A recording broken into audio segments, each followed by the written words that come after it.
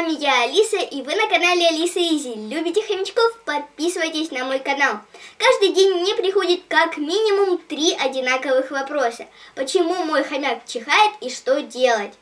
Давайте разберемся, что такое чихание.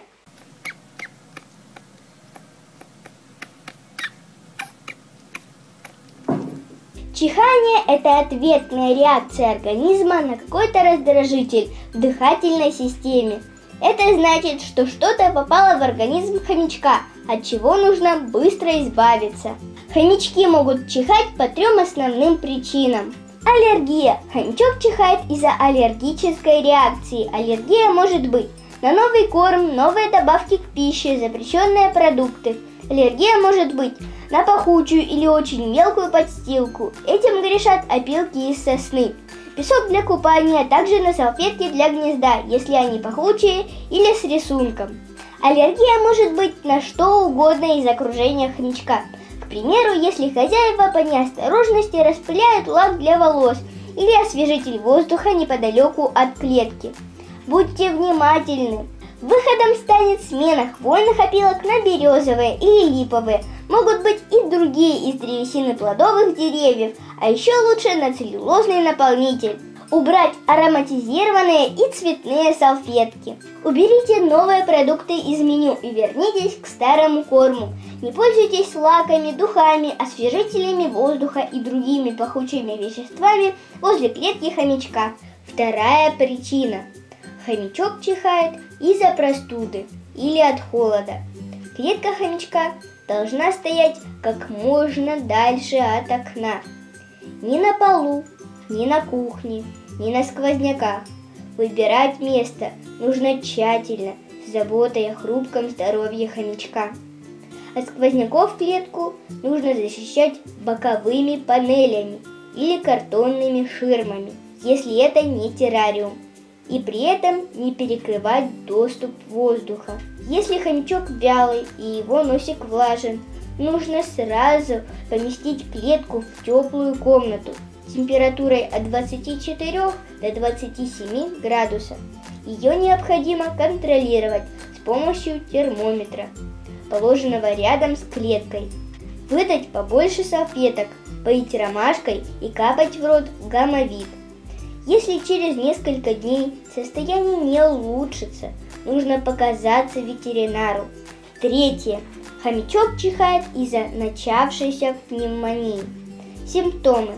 Хрипы, затруднение дыхания, сонливость или сопли.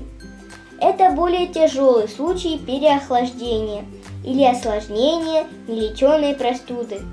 Необходимо срочно лечить хомячка ветеринарными препаратами, которые назначают в клинике. Хочу сказать вот еще о чем. Хомячки могут начать чихать из-за холода. Вам кажется, что в доме достаточно тепло, но вы ходите в теплом свитере.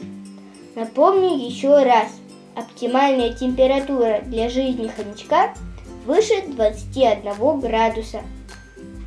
Хомячки же жители теплых стран, поэтому посмотрите на термометр дома.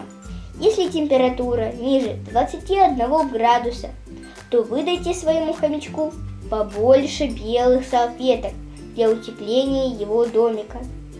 Но тряпочки, нитки и вату для этих целей давать нельзя. Необходимо также знать, звуками, похожими на чихание, хомячки общаются, так сказать, на своем языке. Подзывают хозяина, обращая на себя его внимание. Например, такие звуки короткие, звонкие и веселые и продолжаются непостоянно. Что делать, если чихает хомячок, который заболел? Первым действием хорошего хозяина должно быть обеспечение теплого питья заваренной ромашкой и поход к ветеринару, надежно защищенной от холода переноски. Воспалительные процессы у нежных зверьков протекают очень стремительно, и замедленная помощь может попросту опоздать. Ошибки многих хозяев. Лечение по человеческим канонам. К примеру, молоко с медом и травы.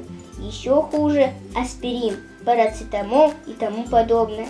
Все это хомячку противопоказано, так как у него иное строение организма, к тому же слабая печень. Тем более нельзя самоназначать хомячку антибиотики.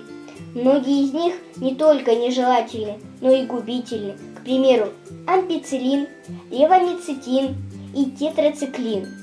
К тому же дозировка препаратов – дело очень ювелирное. И еще важный момент, про который забывают многие. Если в доме больное животное, его нужно изолировать от других животных, чтобы те тоже не заболели. И посмотрите лайфхаки для здоровья хомячка, там вы найдете тоже много полезной информации. Надеюсь, я ответила на ваш вопрос. Ну а всем пока-пока, до встречи в следующем видео.